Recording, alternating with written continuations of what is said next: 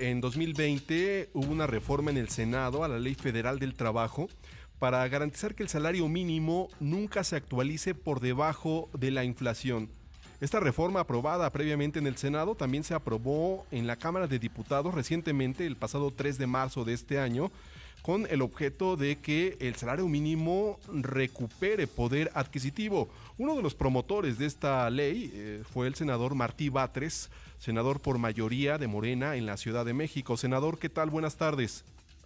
¿Qué tal? Muy buenas tardes. ¿Sí me escuchas bien?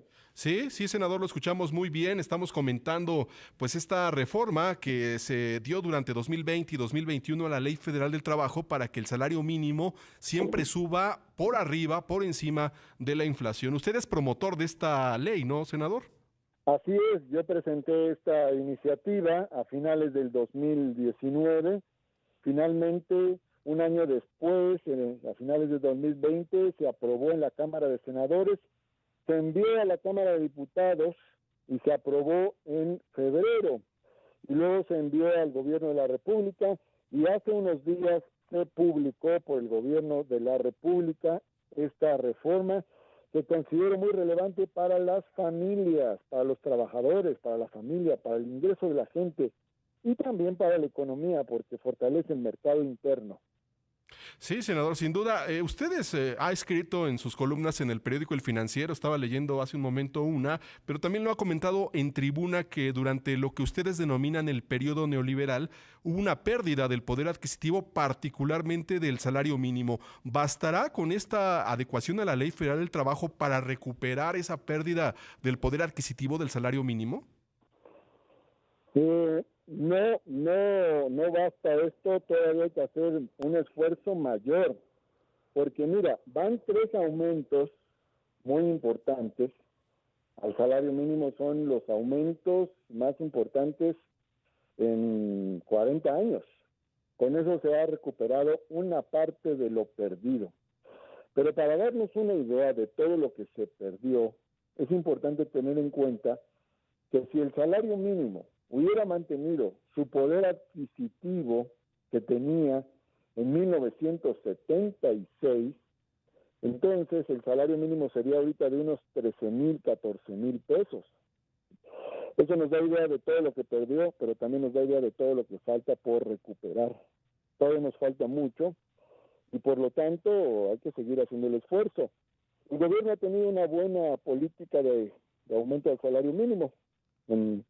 A finales del 2018 se aumentó en un 16%, a finales del 2019 en un 20% y a finales del 2020 en un 15%.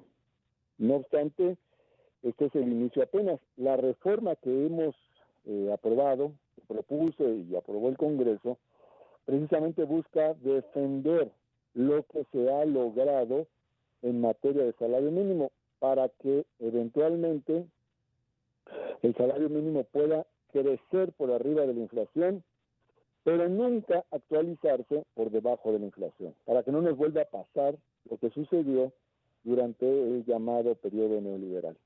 Sí, senador, recuerdo en el primer momento, ya en este sexenio, cuando se da un alza considerable al salario mínimo, algunas maquiladoras en Tamaulipas decidieron que no les convenía este tema y decidieron salir de Tamaulipas. ¿No también es una arista de doble filo con algunas empresas, por ejemplo, maquiladoras en la franja fronteriza, senador? No, porque finalmente el salario mínimo en México es tan bajo que estas maquiladoras, ¿a dónde se van a ir?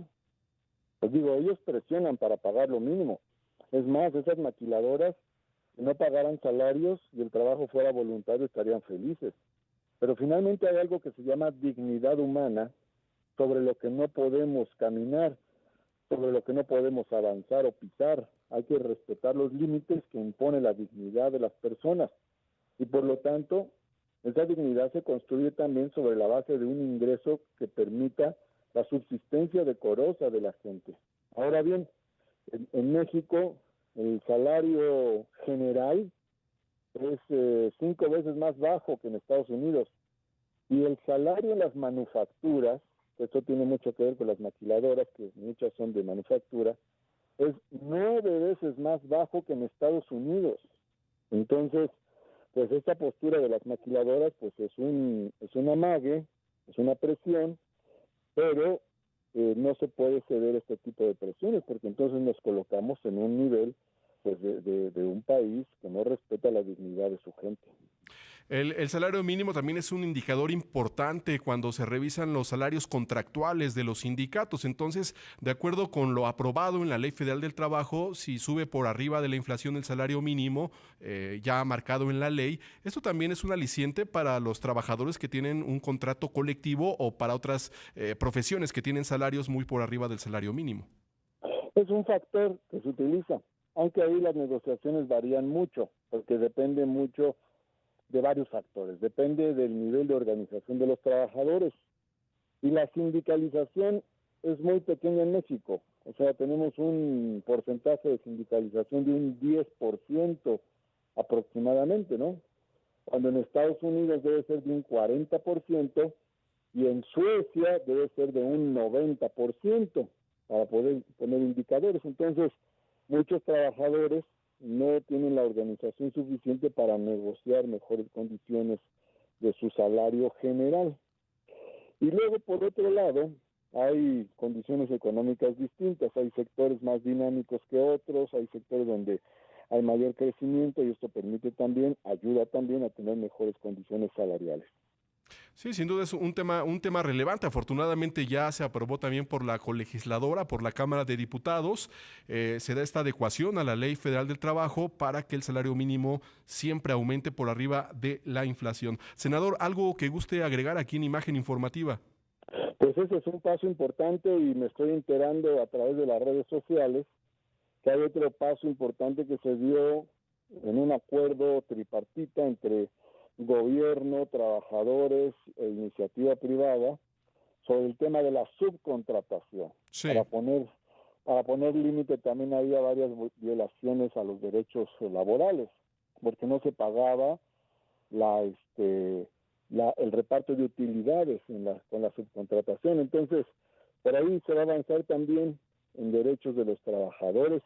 Y yo diría que nos falta una asignatura que es la del seguro de desempleo. Pero bueno, vamos caminando paso a paso.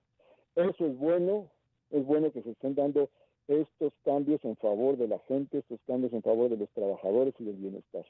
Perfecto, senador. Pues ahí está la agenda laboral que se ve también desde el Senado de la República. Senador Martí Batres, senador por Morena, senador de mayoría por la Ciudad de México. Muchas gracias por platicar con nosotros. Muchas gracias a ustedes. Un abrazo fuerte para todo el equipo.